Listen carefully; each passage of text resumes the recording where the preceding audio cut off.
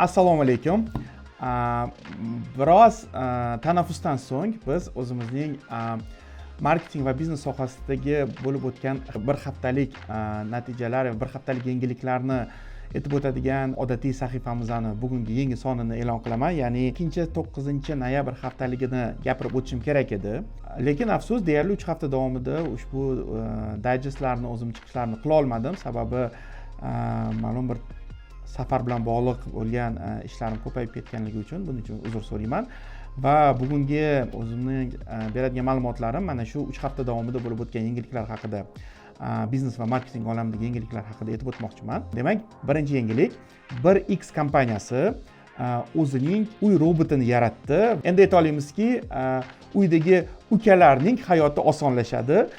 Sababi ushbu uy roboti uydagi vazifalar, ya'ni uyni misol uchun pilisos qilish, idish-tovoq yuvish va shunga o'xshash xizmatlarni bajarishi mumkinligi aytib o'tilmoqda.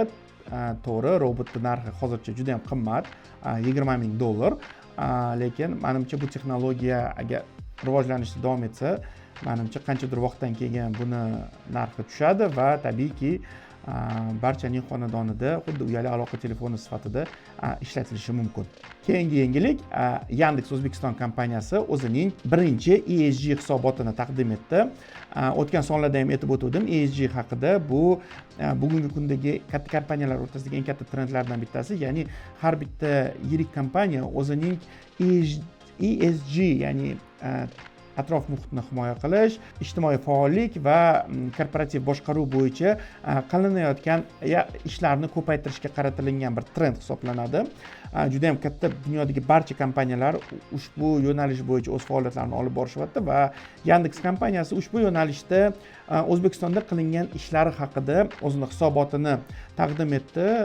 Kirib o'qib ko'rishingiz mumkin. U yerda o'sha Yandex kompaniyasining ekologiyaga qilayotgan xizmatlari, O'zbekistonda xayriyada qatnashayotgan faoliyatlari va shunga o'xshash barcha faoliyatlarni ko'rsatib o'tishgan. Yandex kompaniyasi orqali misol uchun taksi xizmatini ko'rsatayotgan haydovchilarning 1 yillik daromadlarini ham ko'rsatib o'tishgan. U $500 million oshiq bo'lgan daromadni ko'rsatishgan degan. Endi bu degani O'zbekiston taksi bozori agar Yandex mutlaq dominant deb hisoblaydigan bo'lsak, taxminan $600-650 million atrofida baholanadi deb hisoblasak bo'ladi degani. Umuman aytganda, o'zi ESG bo'yicha juda ham ko'p kompaniyalar katta O'zbekistonda ham o'z faoliyatlarini faollashtirishgan. Bilamiz, o'sha Korzinka bu yo'nalishda o'zining faoliyatini amalga oshiradi va bunday hisobotlar menimcha bundan buyog'iga faqat ko'payib boradi. OpenAI kompaniyasi o'zining ChatGPT Atlas deb nomlangan brauzerini taqdim etdi. Bu brauzer aytilishicha o'sha sun'iy intellekt bilan birgalikda ishlanadi va o'sha internetda foydalanish paytida ishni osonlashtirishi e'lon qilingan. Bu AI kompaniyasining Google bilan raqobatini, ya'ni Google bozoriga kirayotganligini va Google'ning gegemonligining bitta katta qismini olib qo'yishga harakat qilayotganligini bildiradi. O'zi anchadan buyon o'sha OpenAI va Google o'rtasidagi bo'lib o'tayotgan har xil raqobat va bozordagi har xil gaplarni eshitishimiz mumkin va OpenAI bitta katta qadamni tashladi. Google'ning bozor ulushini olib qo'yishga ko'ramiz. Juda ham qiziq bo'lsa kerak. Endi O'zbekiston bozoriga qaytadigan bo'lsak, O'zbekiston bozorida ikkita yangilikni bitta qilib aytib o'taman. Ya'ni qonunchilik nuqtai nazaridan ikkita katta o'zgarish bo'lishi kutilyapti. Birinchisi, chegirmalarni joriy qilish va chegirmalar aksiyalar bilan bog'liq bo'lgan barcha o'sha reklama faolliklariga ma'lum bir qoidalar kiritiladi. Ya'ni endi biron bir kompaniya o'zining chegirmalarini e'lon qilmoqchi bo'lsa, oxirgi 30 kundagi narxini ko'rsatishi va o'sha 30 kundagi narxdan arzonroq bo'lishi kerak bo'ladi. Biz juda ham ko'p guvoh bo'lganmiz har xil mana yaqinda bo'ladigan 11 bo'lib o'tadigan katta chegirma aksiyalarida ko'pchilik potrебительlar har doim arz qilishadiki, bu aslida chegirma emas, o'zi narxi o'zi shunaqa edi, kattaroq narxi yozib, keyin kichkinasini yozib qo'yishdi degan holatlar ko'p uchraydi. Endi mana shu holatlarni bo'lmasligini ta'minlash maqsadida shunday qoida kiritilyaptiki, ya'ni 30 kun davomida aniq narx ko'rsatilishi va o'sha 30 kundagi narxdan arzonroq narx bo'lishi kerak bo'ladigan qoida kiritilyapti. Reklama to'g'risidagi qonunga o'zgartirish kiritilish arafasida Markaziy bank va Raqobat qo'mitasi bu taklif bilan chiqishdi. Ya'ni mikroqarz va iste'mol kreditlarining ko'payib ketishi natijasida vujudga kelishi mumkin bo'lgan moliyaviy xavflar haqida endilikda barcha kredit tashkilotlari reklamalarida aytib o'tishlari shart bo'ladi va efir vaqti yokida agar o'sha billboard yoki tashqi reklama bo'ladigan bo'lsa, o'sha ko'rinadigan qismining kamida 10%ga moliyaviy risklar haqidagi ogohlantirish, ya'ni kredit olish yoki qarz olishning moliyaviy xavfli ekanligi haqidagi ogohlantirish kiritib ketilishi majburiy qilinadi. Buning sababi o'sha oxirgi yillar davomida mikroqarz va kredit mahsulotlarining ko'payishi natijasida ayrim fuqarolar tushunmagan holatda yoki tushunib turib o'sha riskka borgan holatda kreditlarning ko'payib ketishi va uning qaytarilishini qiyinlashishi, ya'ni odamlarning o'zini o'zi qiyin ahvolga tushib qolishini oldini olish maqsadida qilinyapti. Barchamizga mashhur bo'lgan tadbirkor Pavel Durov o'zining yangi loyihasini e'lon qildi.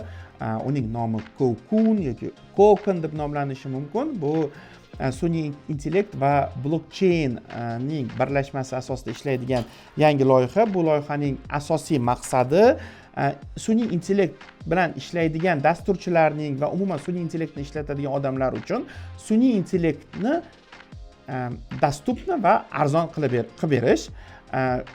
Ushbu platformani e'lon qildi. Endi va ushbu platforma ton kriptovalyutasi orqali ishlashi e'lon qilindi. Durovning asosiy maqsadi sun'iy intellektni barchaga dostupni qilish, ya'ni kim sun'iy intellektni ishlatmoqchi bo'lsa, arzon narxda ishlatsin degan bir fikrni ilgari surdi.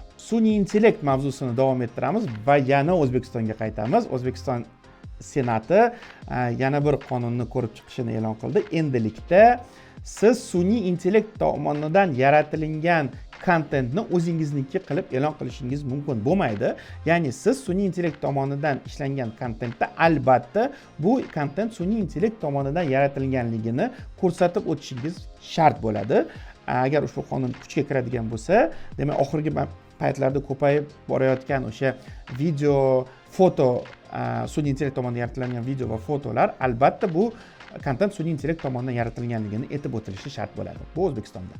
Va ushbu qonunda yana bir narsa joriy etilyaptiki, ya'ni kimdir sun'iy intellekt yordamida birovning shaxsiy ma'lumotlarini qayta ishlasa, ruxsatsiz, ya'ni misol uchun birovning rasmini olib qayta ishlasa yoki shunga o'xshagan ishlarni qiladigan bo'lsa, bu narsa uchun ma'muriy javobgarlik ham joriy qilinadi. Ya'ni bazaviy hisoblash miqdorining 50 baravardan 100 baravarigacha jarima joriy qilinishi mumkin. PepsiCo kompaniyasi 25 yil deganda o'zining identikasini o'zgartirdi. Endi biz rebranding deymiz, restyling deymiz, ya'ni yangi identikani joriy qildi. Aniqlik kiritib o'taman, gap bu yerda xususan Pepsi ichimligini ishlab chiqaradigan PepsiCo kompaniyasi haqida ketyapti. Ya'ni ularning bosh ofisining logotipi o'zgardi. Agar kimdir bilmasa, PepsiCo kompaniyasi juda ham katta kompaniya hisoblanadi va ular Pepsi ichimligidan tashqari juda ham ko'p oziq-ovqat mahsulotlarini, yogurtlarni va shunga o'xshagan juda ham ko'p mahsulotlarni ishlab chiqarishadi va aynan mana shu bosh kompaniyaning logotipi o'zgardi. Cho'qintirgan ota, ya'ni Krestный отец filmini ko'rgan bo'lsangiz kerak. Ko'rmagan bo'lsangiz albatta ko'ring, juda ham zo'r, ajoyib film. Ushbu film orqali mashhurlikka erishgan ikkita buyuk Gollivudning aktyori Robert De Niro va Al Pacino Moncler kompaniyasining yangi reklama roligida, yangi reklama kampaniyasida ko'rinish berishdi.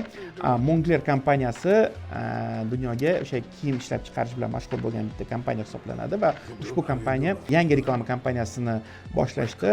Ingliz tilida Warmer Together, ya'ni birgalikda iliqroq deb nomlangan kompaniya va ushbu kompaniyada juda ham zo'r, rus tilida aytganda dushevniy roliklarni e'lon qilishdi. Ya'ni Al Pacino va Robert De Niro ikkita dunyoga mashhur, juda ham buyuklikka erishgan ikkita buyuk aktyor, buyuk do'stlar. Ular ikkalovligi juda ham uzoq vaqt o'sha do'st bo'lgani bilan ham mashhur. Ikkita italyan kelib chiqish, italiyalik bo'lgan amerikalik aktyorlar o'tirib do'stlik haqida suhbatlashishgan. Bir har xil roliklari bor, qisqa roliklari, uzun roliklari, bir 7 minutli roliki bor. Ko'rishni albatta tavsiya qilaman.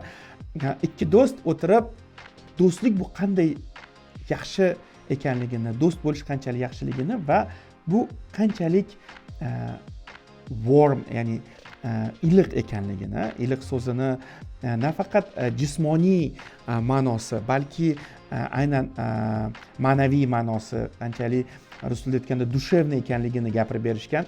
Juda ham zo'r roliklar chiqqan va barchaga tavsiya beraman bu roliklarni ko'rishi. Juda ham ajoyib roliklar va ushbu roliklar orqali Moncler kompaniyasi o'zining qishki ustki kiyimlarini, o'sha kurtkalarni reklamasini qilishga harakat qilishgan. Ya'ni o'sha bir tarafdan ikki do'st iliqlik haqida gaplashishyapti va shunday ma'noki bizning kurtkalar ham nafaqat jismoniy iliqlikni, balki qandaydir ma'naviy iliqlikni ham yetkazishadi degan ma'noda qilingan. O'zi oxirgi paytda aynan mana shu turdagi roliklar juda ham ommaviylashyapti. Men ilgari ham ko'p gapirganman. Chanel kompaniyasining o'tgan yili o'sha Brad Pitt va Penelope Cruz bilan olingan rolik ham aynan juda ham o'xshash rolik bo'lgan. Ular ham o'sha 60-yillarda olingan Mushina va Jenshina, erkak va ayol kishi deb nomlangan bir fransuz filmiga hurmat bajo etgan holatda olgan rolik. O'sha oq-qora ranglarda olingan rolik ham juda ham ajoyib chiqqandi va mana hozir Moncler ham ikkita juda ham topovi bo'lgan aktyor Robert De Niro va Al Pacino bilan juda ham zo'r rolik va juda ham zo'r reklama kampaniyasini taklif qilishdi. To'g'risini aytaman, menga o'zi Moncler kompaniyasi yoqadi deya olmayman. Ularning mahsuloti ham, lekin reklama kampaniyasi zo'r chiqdi. O'tgan vaqt davomida bo'lib o'tgan asosiy marketing va reklama sohasidagi asosiy yangiliklar shulardan iborat. Men yana bir marta uzr so'rayman, uzilish bo'lganligiga. Harakat qilaman boshqa bunaqa uzilishlar bo'lmasligiga. Keyingi haftada yana bir marta uchrashgungacha xayr.